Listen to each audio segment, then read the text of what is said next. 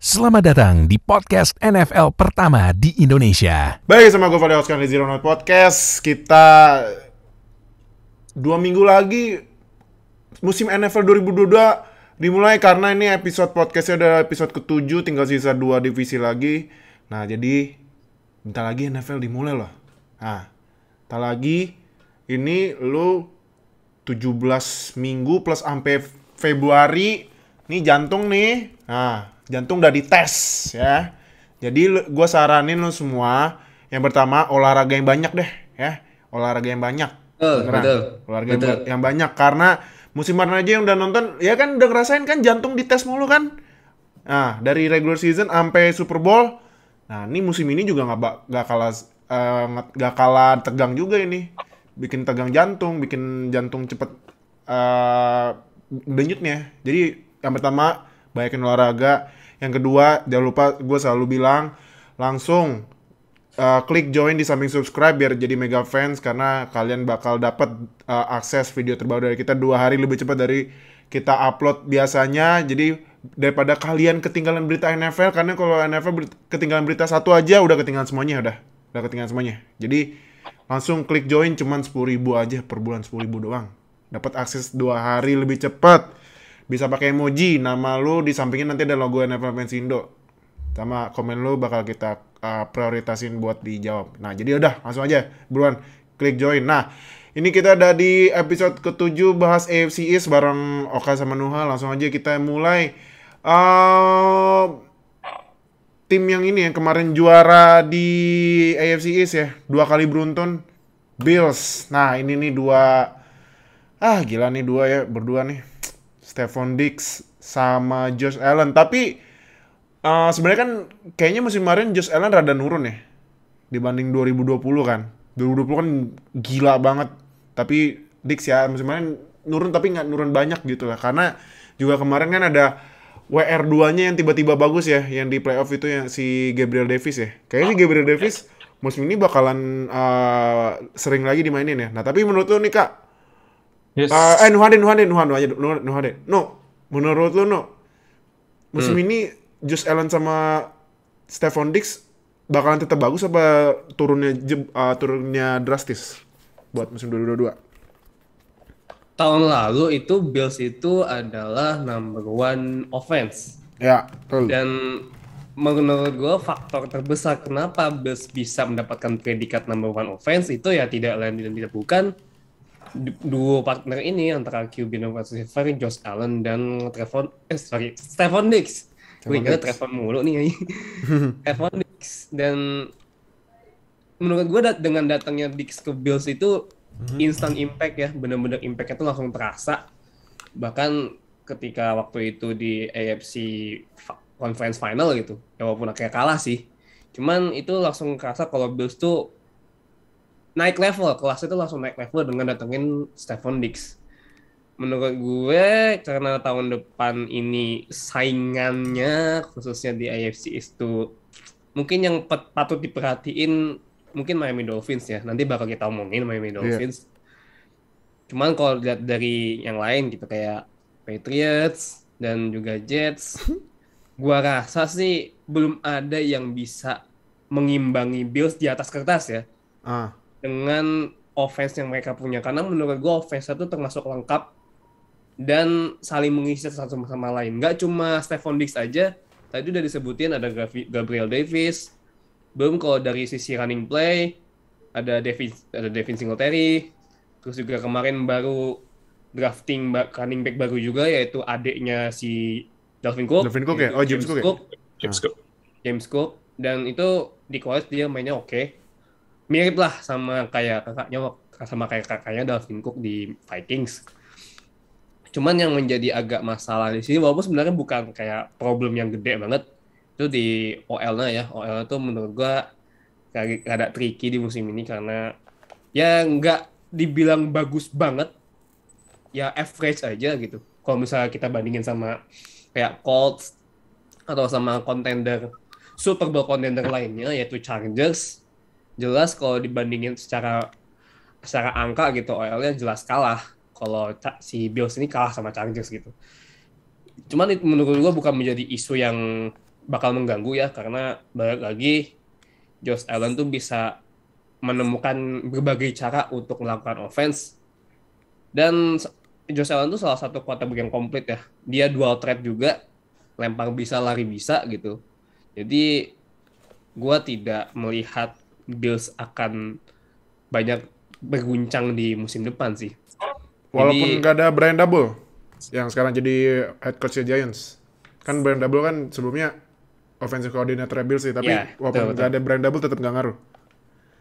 Menurut gue, Josh Allen udah cukup dewasa untuk bisa melakukan play-nya secara sendiri tanpa perlu dibimbing dengan offensive coordinator. Walaupun nanti tetap bakal ada adjustment kalau menurut gue. Bakal ada adjustment dari offensive coordinator yang baru gitu. Cuman kalau melihat dari bagaimana Josh Allen 2 tahun terakhir, performance-nya yang luar biasa bagus gitu. Bahkan ketika Josh Allen selalu tampil bagus, dia selalu masuk ke dalam kandidat MVP. 2 tahun terakhir selalu begitu, dan musim depan gue melihat hal itu bakal masih akan terjadi kalau misalnya memang Josh Allen tampilnya sangat-sangat ya kurang lebih sama seperti 2 tahun terakhir, tidak ada masalah, nggak konsisten terus, sooner or later dia bakal bisa dapat MVP sih, karena Bills ini menurut gue Bills itu untuk saat ini too good to be not to be a champion. Oke, oke. Oke. Nah, Kak, Yes. kemarin Bills ngesign ini ya, ngesign veteran Von Miller. pass rusher Von Miller. Von Miller. Tapi That's right. banyak yang bingung sama kontraknya karena kontraknya gede banget tuh. Josh Allen, Von Miller, sorry. Miller. Nah, tapi menurut tuh ya Von Miller kan seperti kita ketahuin kalau dari 10 tahun terakhir dia termasuk salah satu pass rusher terbaik di NFL ya. Di dekade 2010-an. Nah, Masih terbaik sekarang. Masih terbaik ya? Masih Nah. terbaik. tapi karena dia udah sering cedera parah, nah sekarang di Bills dapat duit banyak, menurut lo bakalan balik lagi ke prime Von Miller apa ternyata biasa aja kalau menurut lo, Kak? Von Miller juga nggak akan perlu menjadi Von Miller yang kayak dulu lagi sih sebenarnya, karena tipe permainan defense dari Bills ini kan juga lebih kolektif dibandingkan beberapa tim lain yang memang star driven gitu, intinya dalam defense-nya, mengandalkan satu atau dua pemain. Sedangkan kalau Bills ini dia punya beberapa very good players, dan itu cukup buat mereka. Terbukti musim lalu mereka number one pass defense. Jadi mereka punya tambahan veteran di Von Miller, tapi mereka sempat kehilangan Jerry Hughes, ya salah satu leader mereka di defense. Jadi ya sebenarnya kayak meng-offset satu sama lain dalam situasi sekarang ini, karena dua-duanya juga veteran yang udah lebih dari 10 tahun main di NFL. Jadi Von Miller itu secara nama pasti dianggapnya sebagai upgrade, tapi menurut gue itu ya lebih kayak mengganti pemain dengan kualitas yang sama gitu antara Jerry Hughes dan juga Von Miller saat ini. Untuk kontrak, gue juga sempat note, lu tadi ngomong tentang kontraknya Von Miller yang secara total dia emang kelihatan gede banget, 120 juta dalam tahun. Tapi secara struktur itu basically Von Miller cuma dapat 2-3 tahun doang. Oh, guaranteed-nya ya? Guaranteed. Dan itu dibayar di awal-awal. Jadi tahun ketiga atau tahun keempat kalau misalkan Von Miller udah mulai cedera, udah mulai sering absen dan penampilan menurun, itu bisa di-cut. Jadi itu mereka nggak khawatir dengan usianya Von Miller, dan itu ya salah satu bentuk GM ataupun front office yang bagus. Mereka tahu kualitas dari pemain mereka. Sama juga gue mau noted ada satu pemain yang baru aja di draft kemarin oleh Bills, yaitu Kyle Elam dari Florida. Iya. Itu juga salah satu very good addition buat pass defense Bills, karena musim lalu tadi udah gue bilang mereka number one pass defense, dan mereka juga akan dapat kembali dengan kembalinya Tre'Davious White dari PUP. Jadi udah nggak cedera lagi, dia balik lagi jadi starter. Jadi duet dia, Tre'Davious White, Kyle Elam, Micah Hyde, Jordan Poyer itu adalah secondary, menurut gue lah secondary terkuat di NFL. Oh iya, Saat ini. John Poyer Micah Hyde ya? Iya. Dan jangan lupa saat ini Bills punya pemain dengan julukan namanya Punt God. Ah, Itu main gila tuh Wah, Punt God. gila. Jagoan Itu gua sekarang kesukaan gue Punt God. kemarin tuh. Wah, fun god, man. 80 yards punt dengan 82 ya tuh easy si gitu. ini ya. Tadi baru dapat beritanya sorry. Pangat menang Battle Panther ya. Jadi starter Panther kemarin dirilis karena Pangat yang jadi starternya tuh. Sorry. Yo. Jadi wah gila sih kalau misalnya nanti kalau lihat Pangat nih, Pangat ngepannya sampai 70 plus yard, gak usah kaget namanya juga Pangat. Ya, kami tidak kaget karena Iya, kita tahu. Pangat. Ya, Emang kita itu tahu. dia Pangat. Pangat. Nah, oke, next kita ke New England. Nah, ini nih Mac Jones. Mac Jones menurut lu menurut lu Mac Jones apakah bisa berhentiin Bills buat bisa juara lagi ke masa jayanya pas zaman-zaman Brady? Kalau dibilang bakal nurunin atau enggak, jujur gue agak yakin karena satu, Josh McDaniel udah nggak ada. Oh iya, ke Jadi Raiders udah ya. cabut ke Raiders sebagai head coach Raiders. Dan isunya tuh sebenarnya bukan di Mac Jones-nya ataupun dari ya receiver yang sebenarnya kalau dibilang receiver jelek tuh enggak ya. Nama-nama menurut gue nama-nama yang solid gitu kayak Ken Blackburn, terus ada Hunter Henry, terus juga ada siapa lagi tuh? Jono Smith.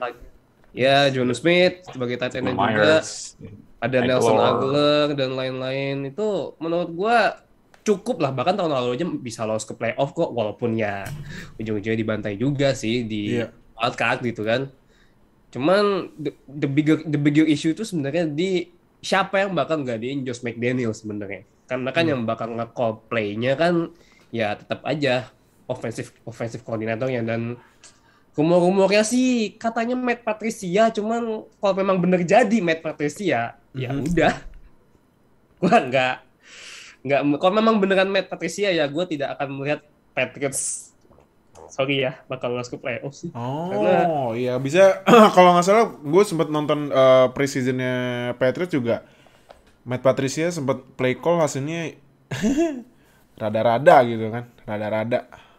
ya karena memang sebenarnya Matt Patricia tuh dia backgroundnya itu defense bukan Defense offense. and iya makanya gue kaget tiba-tiba ke offense ya. Jadi kalau misalnya lu menaruh seseorang bukan di dalam hal yang sesuai di bidangnya gitu, Iya. itu menurut gue bakal berantakan.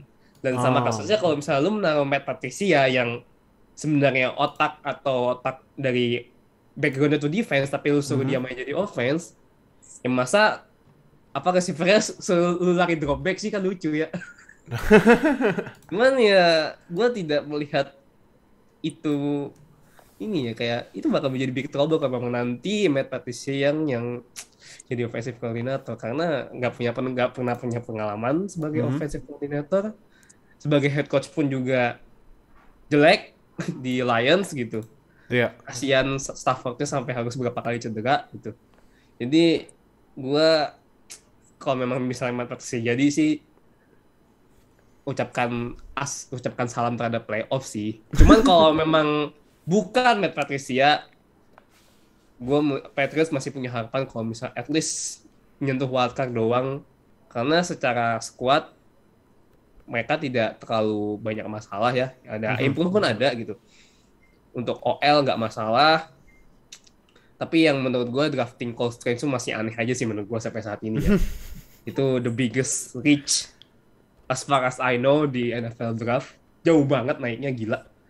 Itu dia, kalau gue ngomong dikit ya, itu Cole Strange itu bukan first round talent. Sangat-sangat jelas bukan first round talent. Bahkan di tahun lalu kalau nggak salah, gue sempat pernah bilang di draftnya Raiders yang juga sekarang biasa aja gitu, Alex Leatherwood Ya. di nomor puluhan kalau nggak salah, itu kan one of the biggest reach versi gue. Dan sekarang ada lagi muncul yang lebih gila lagi, yaitu Cole Strange. Gue nggak tahu apa yang ada di otaknya Belichick sejak Brady pergi, kayaknya emang udah makin gak jelas aja sih isi otaknya menurut gue. Dan gimana ya, gue tidak punya keyakinan yang tinggi untuk Patriots kalau misalnya Belichick masih ada sebagai head coach untuk sekarang, karena gue tidak melihat Belichick mampu untuk saat ini bisa leading the teams lagi to the promised land gitu, karena Brady udah nggak ada, sesimpel itu. Oke. Nah, Kak, kalau di defense nih, Stephen Gilmore musim kemarin pergi, ya kan? Sempat ke mana tuh Stephen Gilmore? Seperti Panthers. Ke Panthers, terus sekarang di Colts, ya kan?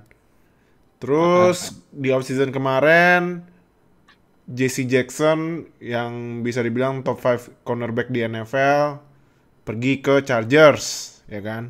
Benar. Nah, menurut lu ini defense Patriots yang pas musim 2020 sempat jadi defense yang ngeri banget ya. 2019 juga nggak salah ya.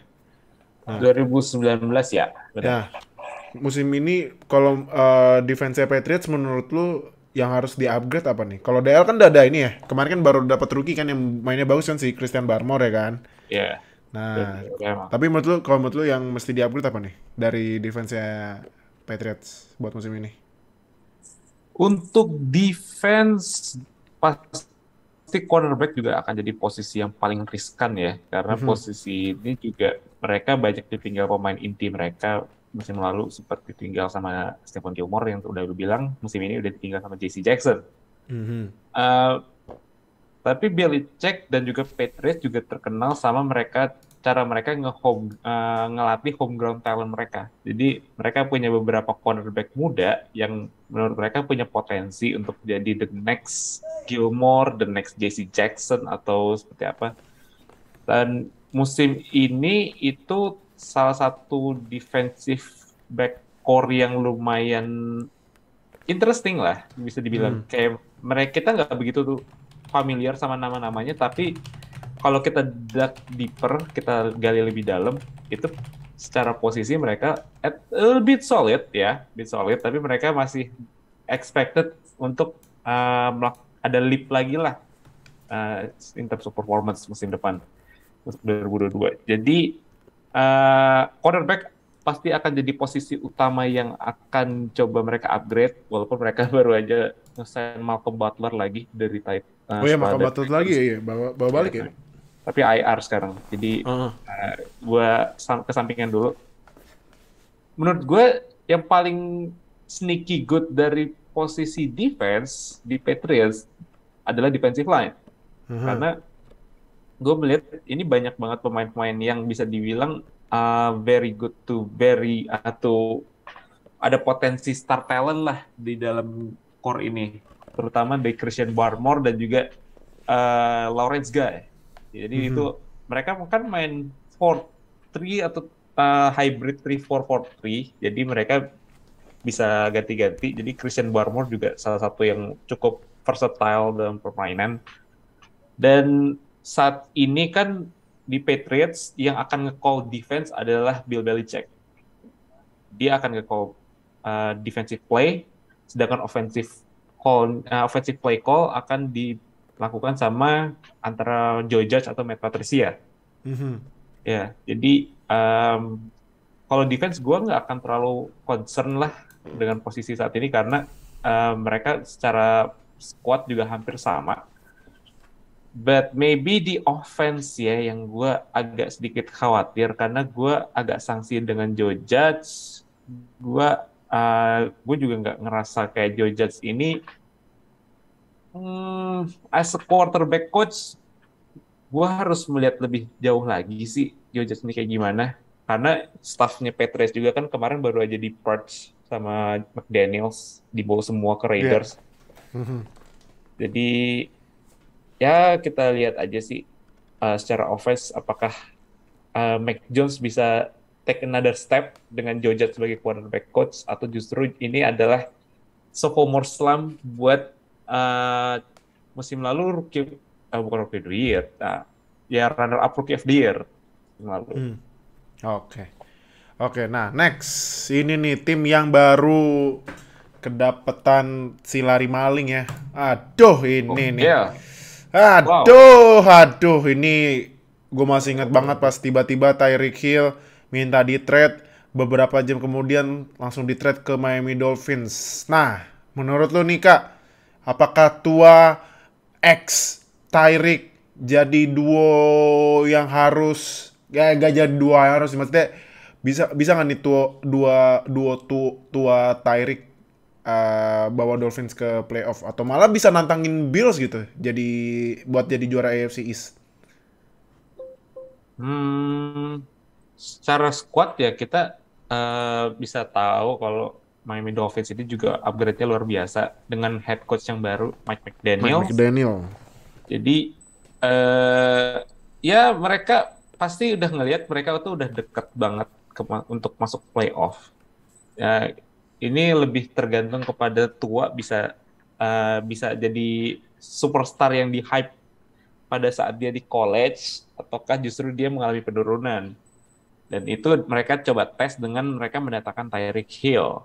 Tyreek Hill adalah salah satu WR terbaik di NFL dan dikombinasikan dengan Jalen Waddle yang juga salah satu WR tercepat di NFL. Ya mereka punya duo WR yang bisa dibilang sebagai Lightning versus Lightning. Jadi mereka sama-sama cepat gitu. Jadi ini sebenarnya juga salah satu konsep dari offense-nya McDaniel sendiri sih yang banyak mengandalkan speed kayak di 49ers dulu. Jadi spesialisasinya itu adalah mereka bermain cepat dengan fast tempo dan juga Tua Tagovailoa itu akan banyak main short to mid pass. Jadi dia nggak akan dipaksain untuk jadi deep passer kayak yang orang bilang nih menyaksikan Tua Tagovailoa karena dia nggak bisa lempar jauh katanya. Iya. Jadi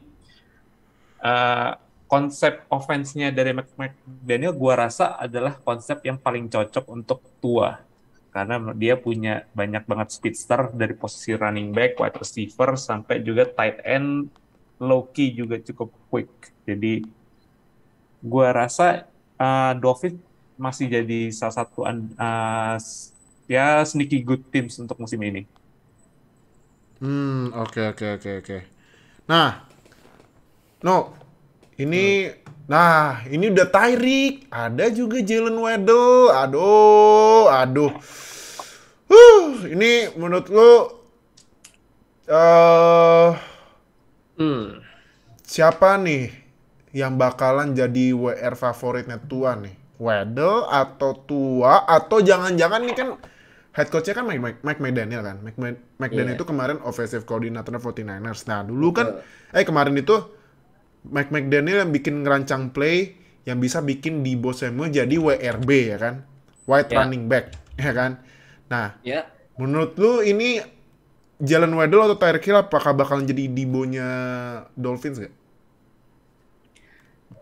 Gua belum bisa memberi nilai siapa yang bakal menjadi plok-plokan dari skemanya offense di 49ers ketika Mike McDaniel masih di sana gitu. Karena ini tuh sebenarnya kombinasi sebuah skema yang sangat menarik menurut gua. Karena Mike McDaniel dengan playbook yang dulu pernah dia pakai di 49ers, tapi di sisi lain ketika dia masuk Dolphins, Mike McDaniel punya senjata baru, yaitu Tyreek Hill yang bisa lari kenceng dan bisa menjadi threat untuk lemparan dalam. Iya. Sedangkan memang mungkin seperti yang tadi diomongin, mungkin Tua nggak bisa lempar jauh. Bisa jadi iya, cuman melihat dari apa yang ada gitu, dari wide receiver yang ada, ya itu bisa dimanfaatkan dengan sebaik-baiknya sama Tua harusnya. Karena Waddle dan Tyreek ini kan emang larinya kenceng banget gitu, sangat-sangat kenceng. Dan jangan lupa OL mereka juga upgrade, offensive line mereka tuh juga upgrade dari yang tahun lalu itu salah satu mereka baru datangin Terron Armstead dari Saints. Betul, mereka baru datangin Terron Armstead, Connor Williams itu sangat ini ya, sangat upgrade banget menurut gua. Dan sangat lagi-lagi ini tuh sangat istilahnya kayak copy paste formula yang udah diterapin di 49ers. Bagusin dulu OL-nya, baru kita main. Di 49ers kan juga gitu. OL-nya tebel-tebel, gede-gede, dan pass protection-nya, run block-nya bagus-bagus, kayak di Trent Williams, Mike McGlinchey, dan lain-lain. Dan menurut gue, Mike McDaniel mencoba mereplika ulang formula suksesnya di 49ers ke Dolphins dengan mereka upgrade di OL terlebih dahulu gitu. Iya. Baru akhirnya mereka bisa dapat Tyreek Hill. Dan jelas secara personal ini upgrade lah dari apa yang dipunya dari 49ers, Mike McDaniel sama apa yang dia punya sekarang di Dolphins jelas ini bakal sangat upgrade. Tentunya bakal menarik sih bagaimana Dolphins ini nih dua receiver itu bakal ngacak-ngacak defensive lawan dan defensive back lawan tuh kayaknya bakal sering kena ini ankle break atau apa segala macam. Ini pokoknya gue sangat excited banget ngelihat Dolphins musim ini. Sumpah gue pengen banget nonton at least 3 atau 4 kali game mereka yang lawan ya at least entah itu lawan divisinya, lawan antar divisi ataupun nanti mereka ketemu siapa yang kira-kira big game. Gue sangat menanti sih karena this team is really fun to watch next season, guaranteed to all of you. Oke. Nih Dolphins semenjak datang Tyreek Hill sama McDaniel nih emang harus diperhatiin ya. Apalagi buat kalian main fantasy nih. Wah, ini nih Tyreek sama Waddle mesti diambilnya cepet-cepet nih. Ya kan? Nah, Betul. Sama satu lagi karena dua orang ini Waddle dan Hill ini larinya kenceng-kenceng, maka potensi untuk yard after catch-nya juga gede. iya, after catch-nya ya benar-benar. Betul sekali. Nah, makanya tuh. Nah, tapi kan tadi gue bilang fantasy kan. Nah, ini gue cek nih udah banyak nanya fantasy kapan. Sabar. Preseason aja baru keluar week 2. Sabar. Masih ada week 3. Week terakhir. Nah, week terakhir ntar nge-cut roster, ntar tiba-tiba lu ngambil pemain atau di-cut dari timnya. Ngambek lagi. Nah, makanya tunggu aja. Sabar. Nah, terakhir ini tim yang yang gue cuma jawabnya Nah, ini nih. Kak, ini Zach Wilson kemarin kan sempat cedera ya, cuman katanya cederanya lumayan parah tapi ya kalau nggak salah out bulan September ya, Oktober main lagi. Nah, ini Jets offense-nya menurut lu dengan dapat, nah nanti kan gue mau bahas nanti rookie buat Noah ya kan kemarin dapat Garrett Wilson ya dari Ohio State ya kan, terus weapon yang kemarin ada Corey Davis, ada Elijah Moore, sama ngedraft ini juga ya siapa? Breece Hall. Sauce Gardner. Nah, Sauce Gardner pas rookie defense. Nah, menurut lu ini Zach Wilson bisa nggak nantangin gitu dikit yang tetangga AFC East atau ya sama aja same old Jets? Kalau menurut tuh dengan weaponnya menurut gua nih udah disediain buat Zach Wilson nih. Di atas kertas jelas ada upgrade di posisi offensive weaponnya dari Jets. Dan Zach Wilson, he's got that dog in him. Jadi Zach Wilson gue rasa ini gue juga harus ngelihat lagi apakah dia bisa benar-benar take the next step, karena di preseason kemarin dia juga nggak main banyak. Yang main banyak kan kebanyakan di Mike White kan. Jadi Zach Wilson lebih banyak main di first quarter aja. Kalau dibedah sedikit dalam beberapa posisi di offense, terutama di running back, ini adalah posisi yang cukup menarik buat Jets karena mereka selain punya udah ngedraft Breece Hall, mereka udah punya Michael Carter. Mereka juga punya Tevin Coleman, mereka punya Ty Johnson. Jadi mereka secara running back mereka at least udah settle lah siapa yang bakal mereka pakai untuk posisi depan. Lalu wide receiver, gue rasa Garrett Wilson emang seseorang yang mereka butuhin untuk posisi wide receiver. Mereka butuh banget satu lagi playmaker di posisi wide receiver untuk ngebantu Zach Wilson. Jadi mereka pasti akan ngandelin Elijah Moore, Garrett Wilson, dan juga Corey Davis. Dan juga jangan lupa ada Braxton Berrios sebagai slot receiver. Tight end mereka juga baru aja nge-sign CJ Uzomah dari Bengals. Mereka juga nge-draft Jeremy Ruckert yang fun fact, bapaknya itu adalah fans berat dari Jets. Jadi Jeremy Ruckert.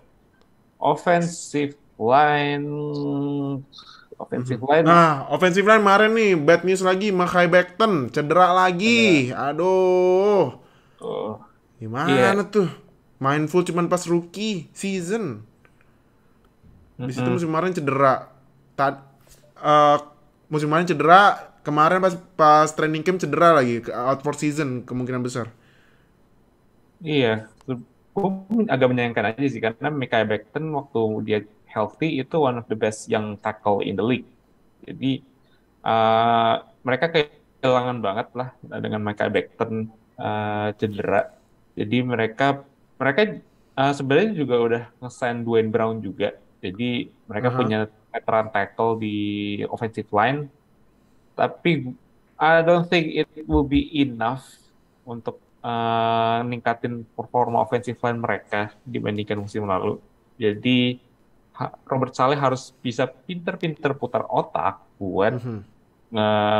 ngakalin si offensive line ini yang banyak banyak banget cedera nih. Mhm. Jadi gue rasa eh akan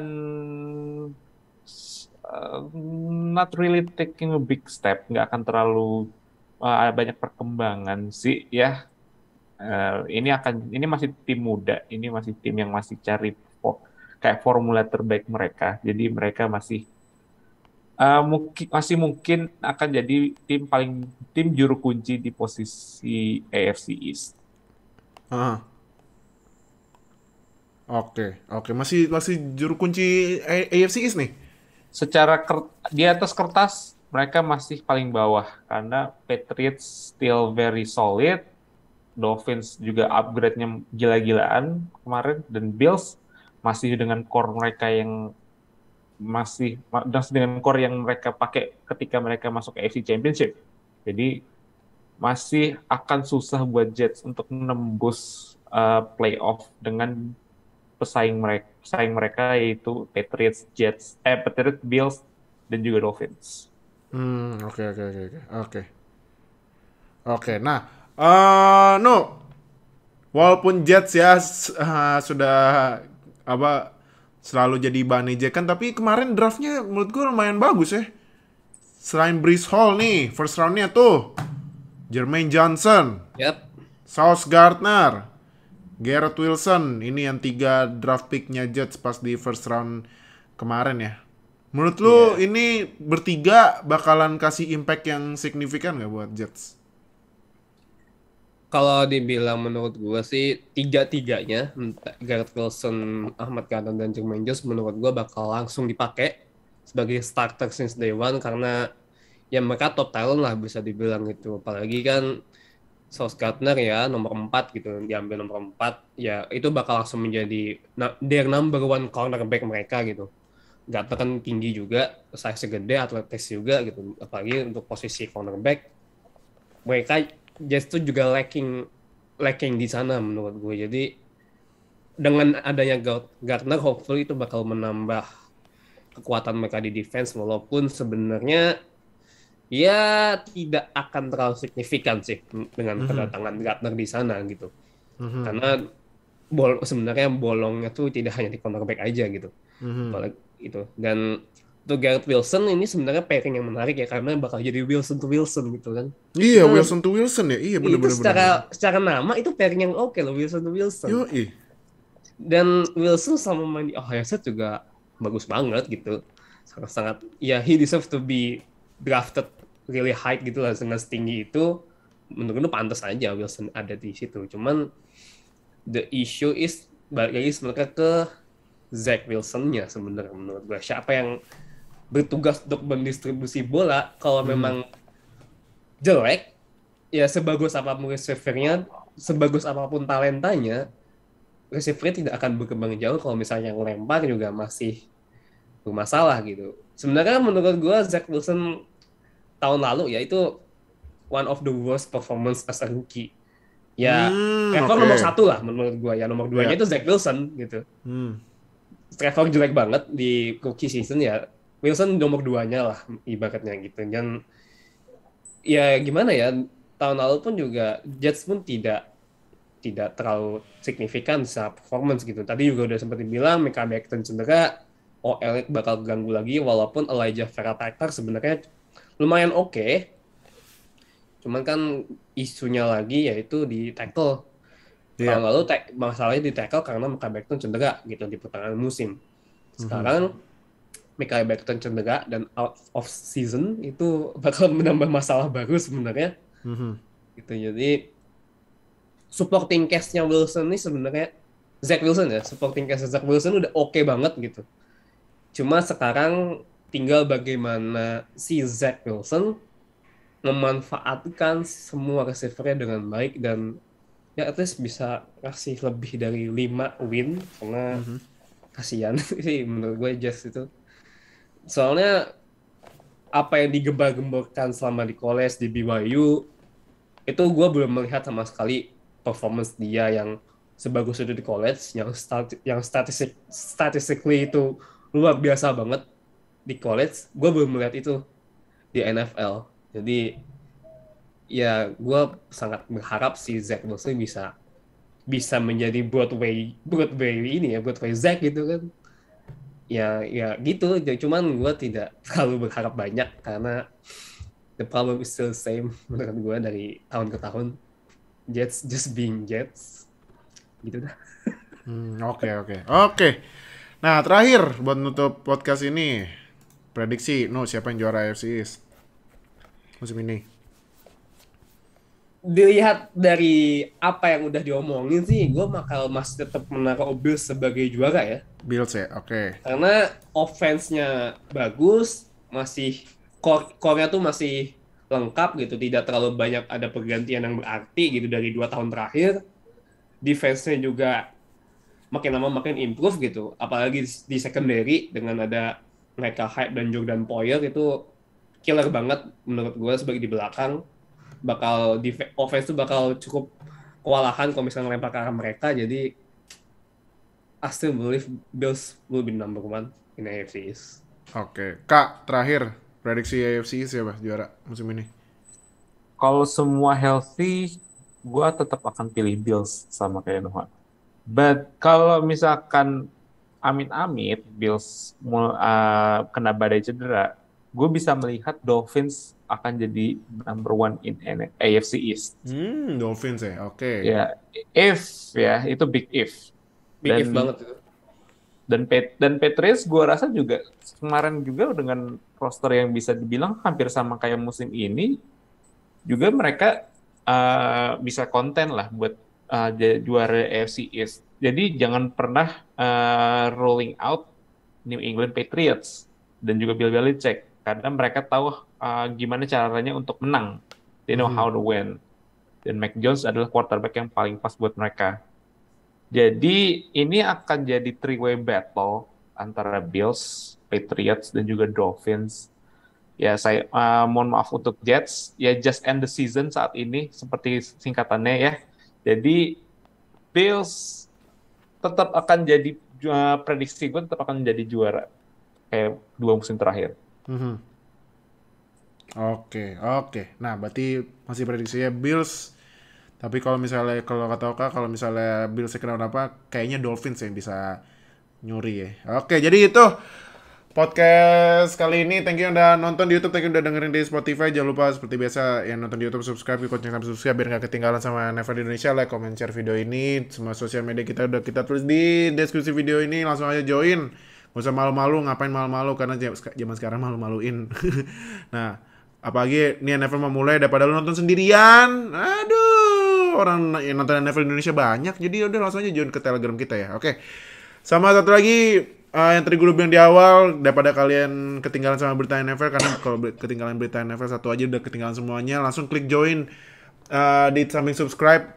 Cuma 10.000 aja per bulan dan kalian bakal dapat akses 2 hari lebih cepat daripada kita upload reguler. Jadi thank you udah nonton dan dengerin. Sampai ketemu di podcast terakhir minggu depan, dan akhirnya minggu depannya lagi inilah weekly review. Makanya jangan lupa ya, langsung join semua sosial media kita sama klik join sampai subscribe ya. Jadi sampai ketemu di podcast minggu depan terakhir ya. Dadah semuanya. Dadah. Bye. Terima kasih telah mendengarkan podcast NFL pertama di Indonesia. Sampai jumpa di podcast edisi selanjutnya.